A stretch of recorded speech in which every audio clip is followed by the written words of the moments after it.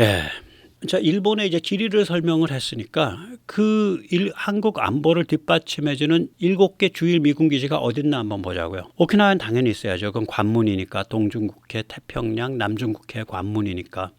가데나 공군기지하고 캠프포트 해병기지 대표적인 게 이제 오키나와에 있는 기지들이죠. 그건 그렇다 치고 여기서 지금 그 해병기지는 하늘색이고요, 공군기지는 빨간색이고요, 해군기지는 노란색입니다. 네. 우리랑 직결되어 있는 해군기지가 있죠. 우리랑 맨날 같이 움직이는 해군기지. 그게 사세보 해군기지입니다. 제가 강사진 그 삼각형이라 그럴 때 제주 강정에서 동쪽으로 300km고요. 진해에서 남동쪽으로 300km입니다. 딱 거의 정삼각형이에요. 또 진해랑 강정도 300km쯤 돼요. 딱 그 정삼각형 같이 생겼어요. 예. 그 다음에 이제 그 주곡구 지방, 아까 이제 주곡구라는 데가 그 혼슈에 우리 저기 뭐 한반도에서 제일 가까운 그 끄트머리, 그 큐슈에서 바로 올라온데, 주곡구 지방 야마구치현의 이와쿠니 해병기지. 여기서 요번에 이제 그 F-35B랑 FA-18이 날아 들어온 거예요. 이게 부산에서 한 250km, 서울에서 한 550km밖에 안 돼요.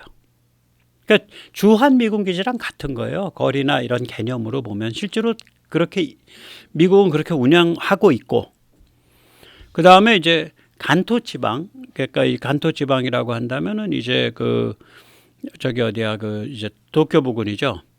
예, 그 남쪽에 있는 현이, 도쿄의 남쪽에 있는 게 이제 가나가와 현인데 거기에 요코스카 해군 기지가 있고, 이게 이제 로널드 레이건 항모의 모항이죠. 항모가 여기를 붙박이에 배치되어 있는 거죠.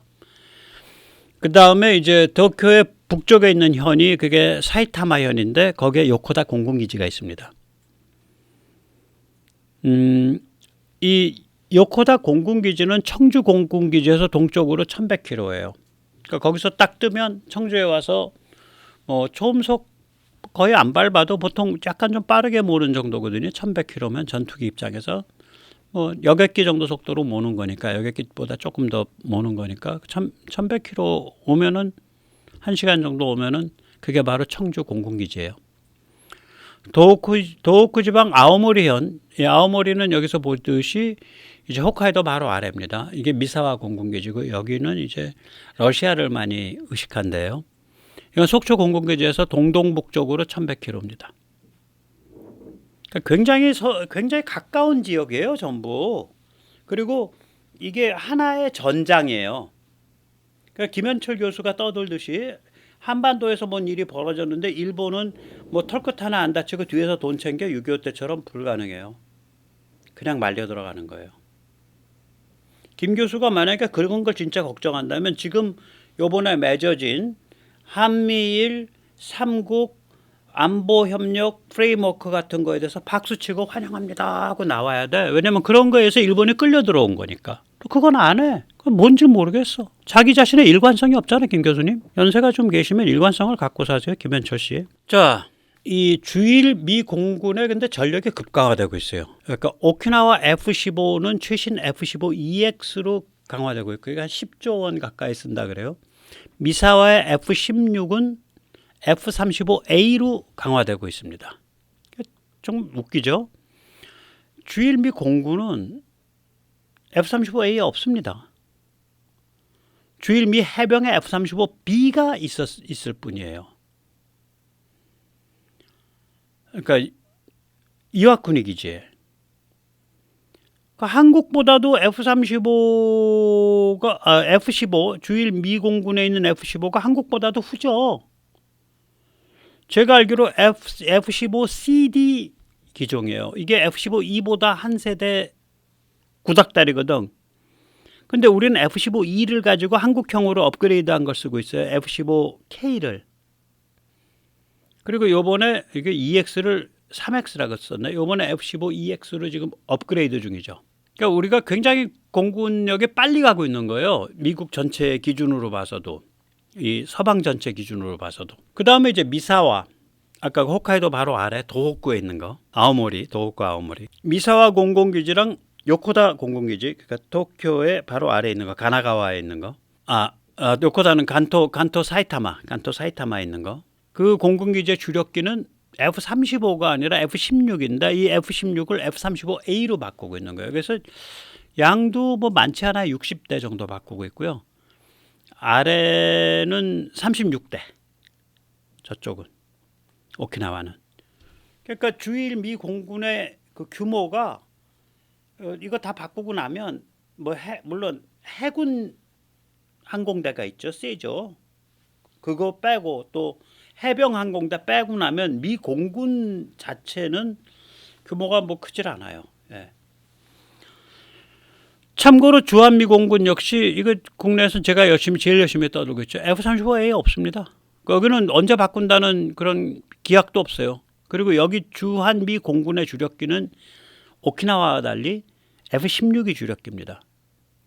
그래서 이걸 두고 뭐 미국이 중국과의 군사 긴장을 안 높이려고 지나칠 정도로 신중하고 지나칠 정도로 조심스러운 거 아니냐 이렇게 볼 수도 있고요.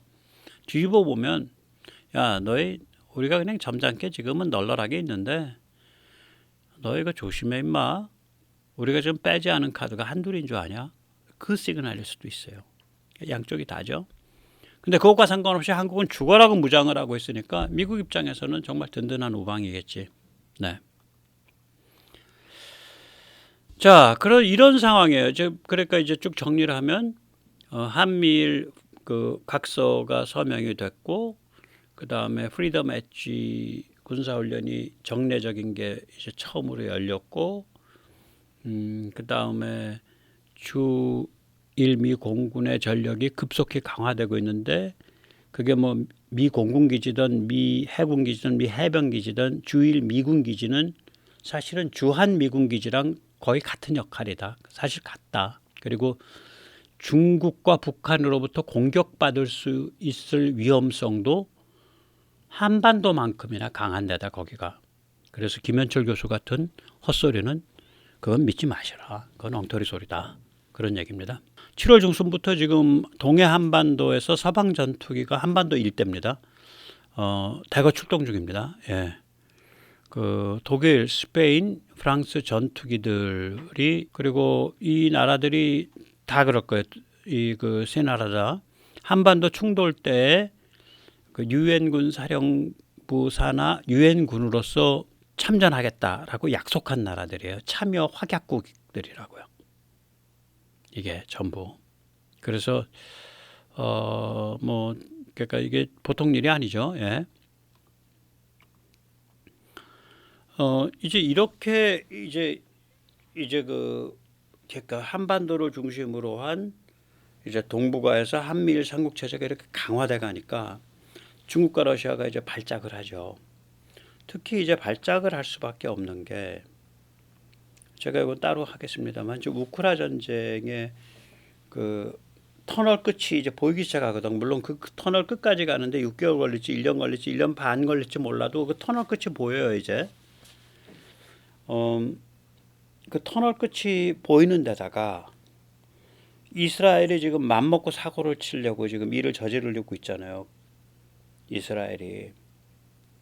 그러면 그거는 왜 그렇게 이스라엘이 일을 저지를 수 있냐면 우크라 전쟁 때문에 러시아가 시리아나 이란이나 국제사회에 대한 영향력이 약화됐어요. 지원력과 영향력이 약화됐다고요.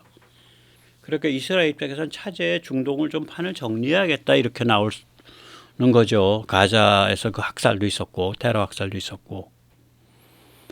자 이렇게 되니까 야 이렇게 우리가 밀리면 안 되겠어. 그래가지고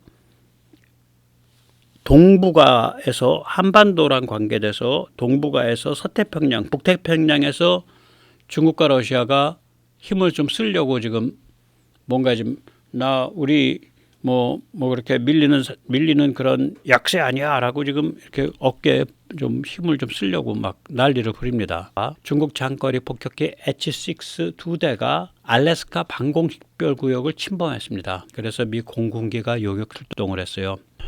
제가 좀 잘못 쓴 게 있어서 고치고 다시 하는 겁니다. 네. 방공식별구역은 이제 통상 해안에서 한 150마일, 241km까지를 방공식별구역으로 잡는데 이제 오스틴 장관이 이렇게 말했어요. 저들은 방공식별구역은 물론 해안에서 320km 안으로 들어온 적도 없었다. 방공식별구역 침범은 이번이 처음이다. 그 다음에 이제 러시아가 이제 그 공개한 그 후직이 짝이 없는 사진이 있습니다. 후진 사진. 이게 러시아가 공개한 사진인데 가만히 보세요. 이게 Tu-95거든요. 근데 공중급유를 봤는데 이 프로브 드로그 방식으로 받는 거라. 이런 대형기가 프로브 드로그 방식으로 공중급유 받으면 한 30분, 1시간은 받아야 될걸요? 이걸 자랑 삼아서 그걸 해. 미국은 전부 본 방식이잖아요. 우리 KF-21도 본 방식이고. 이런 대형기들은 프로브 드로그 방식이 이게 찔찔찔찔 나오는 거라 좀 시간이 많이 걸려요. 이건 뭐 자랑 삼아서 참. 그 다음에 이제 중국의 H6 이런 거고요. 이게 오른쪽에 중국의 H6입니다. 중국 H6는 아마 터보 제트 쪽인 것 같아요. 예. 그래서 나란히 가는 사진이 또 나왔죠. 요번 사진들이 실제 사진. 러시아의 Tu-95 왼쪽 게, 그 다음에 오른쪽 게 중국의 H6, 그 다음에 이제 미국이 공개한 사진인데 이게 실제 사진입니다. 요번에 중국 H6가 가고 저쪽 제일 뒤쪽으로 미국의 F-16이고 제일 앞쪽으로 미국의 F-35인 걸로 보이고, 제가 이건 해석을 한 거예요. 그 다음에 다시 뒤쪽으로 미국의 FA-18인 것 같아요. 혹시 야, 이거 백목어 잘못 읽은 것 같아. 뭐 이 사진 잘 안 보이시면 구글에서 찾으시면 이런 사진들이 있어요. 제가 그냥 막 갖다 쓴 거라. 예. 그래서 그 똑같은 사진이 있으니까 이건 백목어 잘못 읽은 것 같아 해서 잘못 읽었다고 판단이 되시면은 지적해 주시기 바랍니다. 저 이거 무슨 비행기야 하고 읽는데 좀 시간 좀 걸렸습니다. 러시아는 뭐 우리 순찰했어 그렇게 얘기를 하는데 말이 안 되는 소리죠. 예, 말이 안 되는 소리입니다. 그래서 이제 이 같은 이제 그 어떤 긴장의 고조 속에서 한국과 한반도와 서태평양은 안전하다. 왜 안전하냐? 별일 없다. 정신만 똑바로 차리면, 전제는 정신만 똑바로 차리면, 이재명 민주당 이런 데가 권력 잡으면 이제 풍전등화 되는 거고요. 예, 그걸 한번 좀 설명을 드리겠습니다.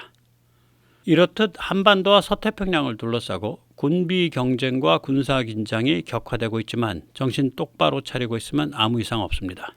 여기에는 4가지 이유가 있습니다. 첫째 이유는 우리의 군사력이 강하고 K방산이 세계 2위를 향해 질주하는 중이기 때문입니다. 우리 무기를 쓰는 나라는 우리의 사실상의 동맹입니다. 프랑스는 서방 최강 원전 수출국 지위뿐 아니라 서방 2위 무기 수출국 지위조차 상실하고 있는 중입니다. 둘째 이유는 한국의 군사 지리적 위치와 국방 의지 때문입니다. 중국 지배 집단은 샹하이 후지안 광동에서 1억 명 죽는 것보다 특권층이 몰려 사는 베이징 중난하이에서 1000명 죽는 것을 더 무서워합니다. 베이징 일대, 보아이만 일대가 중국의 심장부입니다. 그 중에서도 중난하이는 중국 지배 집단의 우주이며 생명입니다. 한국은 서방 동맹국 중에 베이징 일대 및 중난하이를 손쉽게 공략할 수 있는 지리적 조건을 갖춘 유일한 나라입니다. 중국과 충돌해서 중국이 우리를 침범할 때 중국 심장부를 공격하여 중국과 함께 죽는 길을 택하는 결사적 군사 의지를 가진 유일한 서방 국가입니다. 바로 이 필사의 각오가 우리의 생명과 자유를 보장하며 동북아와 서태평양 안보의 주춧돌입니다. 셋째 이유는